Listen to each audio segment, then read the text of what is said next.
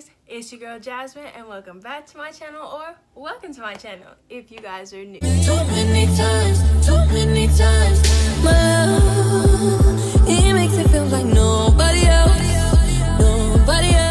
So today, I'm going to be starting a new series on my channel.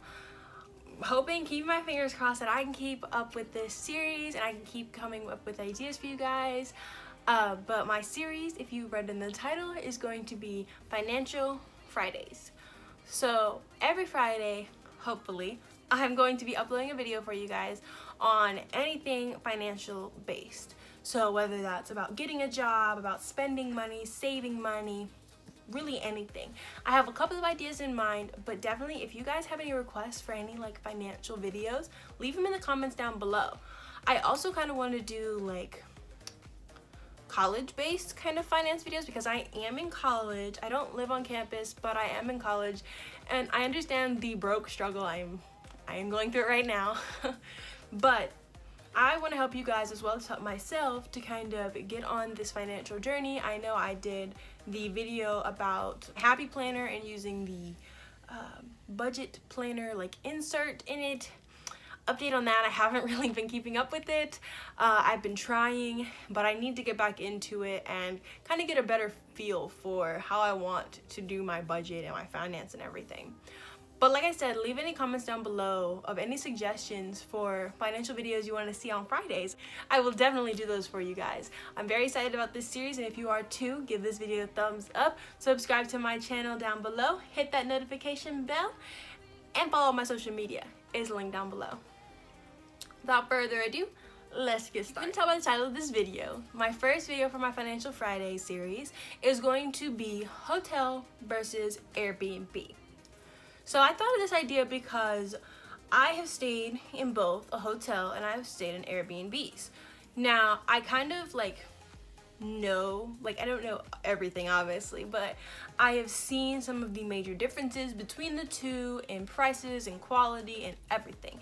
And I feel like this would be a great kind of start to this series because the holidays are coming up and, you know, kind of getting you guys ready for, I was gonna say ready for summer, but you know, winter just started. But anytime you travel, you can travel any time of the year, but especially during the holidays, a lot of people travel to family and everything, so you know, it's kind of like a helpful suggestion, I guess. Obviously, some people have their preferences, but I thought this video would kind of just give a feel of my opinion on the two. I do have some notes, so if I look down, I have like my pros and cons of each, and then I'm gonna go through some tips and give you kind of my overall recommendation. First, we are going to start with hotel. So the pros, we're gonna start with the pros for staying in a hotel. I wrote, hotels normally have a pool, sometimes they don't, and sometimes that's not like a big factor for some people. Like some people don't care if it has a pool, but most of the time a hotel will have a pool. Included breakfast. Most hotels have breakfast included, have a morning breakfast, continental breakfast, whatever it's called, and that's included in your stay. Guaranteed cleanliness most of the time.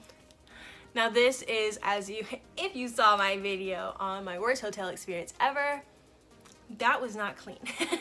But most hotels have guaranteed cleanliness, like they have maids that come through, people coming through to clean everything. So most of the time it's more so guaranteed cleanliness. But nice view, most of the time that can be a pro. It also depends on where you're going. Obviously, if you're going into a city, there might not be a view, but I'm thinking like a beach or like the mountains, a hotel, most of the time those are set right where you have a great view. So like, you know, you have an ocean view or like a mountain view, you know, most of the time if you're going to one of those places, a hotel, you can get a great view. And the last pro I have for hotel is that it is good for last minute stays. So if you have a very last minute trip and you need somewhere to stay, a hotel is most likely a very good option just because most of the time there's many hotel options and there's rooms that can be available. Now moving on to the cons of a hotel. I put more expensive because most of the time hotel stays, again depending on where you're staying at, can be very pricey, very pricey, especially if you're going towards the beach in the summer. It can be very expensive. 1 or 2 beds and little space. Most hotels, you know, you get this expensive room and you get this tiny little space. You get maybe 1 or 2 beds and kind of that's it. It's like you might get a TV and a microwave and that's it. It's pretty expensive for that little bit of space. Not many amenities. This is meaning like it doesn't really, most of them don't have a kitchen. It will have Wi-Fi, that's a good thing. Hotels most of the time guarantee Wi-Fi. And most of the time will have a microwave or somewhere you can warm stuff up. But it normally doesn't have like living amenities like a kitchen, washer, dryer. But I mean, if you're only going for a little bit of time, that might not be that bad, but it doesn't, most hotels don't have a lot of amenities. Now we're gonna move on to Airbnb. We'll start with Airbnb pros. It's cheaper. Most of the time you can find a nice room or a home or apartment for pretty cheap per night. You get pretty good rates with Airbnb. Most have amenities, most have like a kitchen, washer, dryer, Wi-Fi, all of those things that you might need, like parking, stuff like that.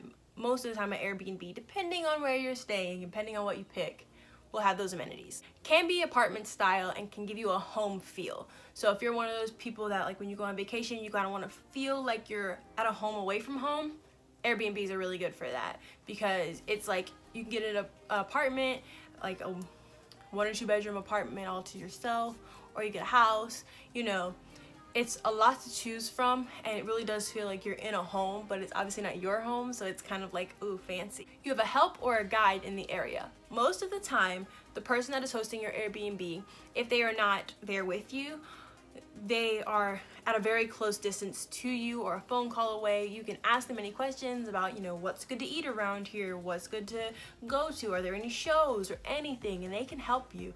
Most of the time, they are very friendly and they will help you, you know, with whatever questions or anything that you have that you might need while you stay. There is a lot more space. This goes along with kind of the apartment style or home feel. You get a lot more space in an Airbnb most of the time than you do in a hotel. And the last pro I have is that I think Airbnbs are great for cities, like great for city stay. I feel like you get the full experience when you stay in a city in an Airbnb just because it's like, it's kind of like you live there. It's like, you know, it gives you again that like home feel, like you get the full experience of like, oh, I'm going here, and then it's like you're going home, but you're not going home. And then the cons of Airbnb. You might have to stay with the person that lives there. This is optional. I have not done this, but there are Airbnbs posted that you get a private room, but you're in a house with other people. Now, some people might be comfortable with that. Me, I have never stayed in an Airbnb where there's been other people there. I feel weird about that. I don't know. I like to get the ones that are like private. It says like, you know, you get the whole apartment or whole house or whatever, and the person that lives there normally is not staying there at the time. So that is what I like. I'm like, I'm weird about that. You don't know. I mean, people are nice. You know, I try to give people the benefit of the doubt, but I get sketched out pretty easily. So, but that is an option. You know, that might not be a con for some people. That might be a pro. Like, oh, you have someone to help you and guide you, and that's actually there. So that could be a pro for some people. For me, that could be a con just because I don't like that. And I put another one is you're most likely going to be staying in a neighborhood, so it's like check the area. Obviously, like you're staying in somebody's house, you're staying in an apartment, and you don't really know the area necessarily because like a hotel, obviously, well, not obviously, most of the time hotels are in pretty decent areas and you're in a hotel. Staying in an Airbnb, you're kind of just staying at somebody's house in their neighborhood or area. So that could again be a con, could be a pro, depending on the area. You just need to check. That's the thing with Airbnbs, you gotta check and check and check everything. The last con I have is that you are taking a chance with Airbnbs, and I put in parentheses, read reviews. Read reviews on the Airbnbs.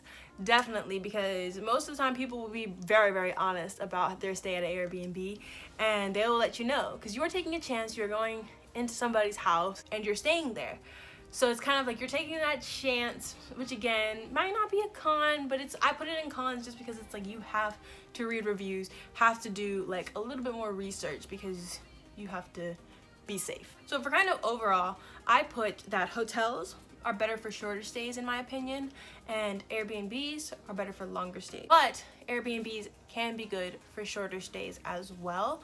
But I feel like Airbnb, it's like, oh, you're at a home, it's better for you staying for like a week 3 days, you know, versus like one night. Which most Airbnbs, I don't think you can book one night. I think you have to at least book 2 nights to stay in an Airbnb. So if it's a one night stay, you're gonna kind of have to go with a hotel, but this is kind of more for like if you're staying for a longer period of time. So then I have a couple of tips for each that I kind of put together. So for hotel, my tips are read reviews. The cheaper definitely does not mean better. Use other sites to book, not the hotel sites. So use like booking.com or hotels.com.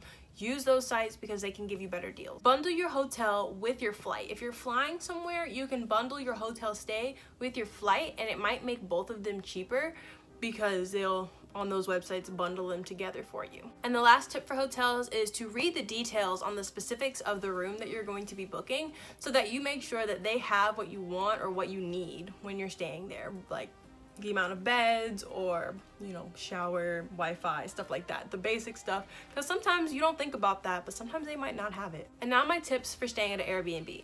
Read reviews before deciding where to stay. That's probably the most important thing, honestly, for both hotels and Airbnbs. Read reviews before you spend your money to stay somewhere. Plan ahead of time. For Airbnbs, you definitely need to plan your stay a little bit more in advance because Airbnbs kind of go fast. You can probably get some last minute, but if you're gonna want to do your research, read reviews and everything, definitely plan that in advance. I put that it's great to stay at an Airbnb with friends because you can split up the cost and you can kind of get like a house, you know, with a couple of rooms, and it'll still be cheaper than splitting up one small hotel room for like 3 or 4 people. Definitely go with an Airbnb if you have a lot of friends, and you can get a big house for almost the same price as one night at a small hotel. Rate the person's house that you're staying at after you leave and clean up a little bit so you don't leave their place trashed. That is like, I think that's just a personal tip for myself, just because they can rate you and you can rate them. So definitely rate your stay there whenever you're leaving. That's what I have done. You rate the person, you rate the stay, everything. It'll ask you questions and stuff, and they can also rate you back. So if you leave their place trash, they can rate you bad. You might not be able to stay in Airbnbs anymore, you know. And it's just courteous too. You're staying at somebody's house. Yes, you paid to be there, but think about it. If you gave your house as an Airbnb and you came back and it was a mess, like trash everywhere, looked like someone threw a party, like, would you ever want to do Airbnb again? Like, probably not, and you'd not be happy about that. So I kind of think of it like that. Like, you're staying at somebody's house, clean up before you leave. And my last tip, if you're kind of like me, is to find a whole apartment or whole house versus a private room. That is the difference that I didn't know at first, was that a private room, as though it sounds like, ooh, private room, it's just for me, which yes, it would just be for you, but read again in the description, because most of the time if it says private room, it's just a room in the house. You might have your own door, but most of the time you're going to be sharing like the kitchen, you'll be sharing a bathroom, stuff like that with the other people that live there. Again, if you're okay with that, go right ahead. But my tip is to just kind of find a whole apartment, because sometimes those are even cheaper. I have found, I got a loft at the beach for me and my boyfriend a couple months ago, and it was like only like $40 a night, and it was a really nice 1-bedroom apartment. It was a really nice stay. I really enjoyed it.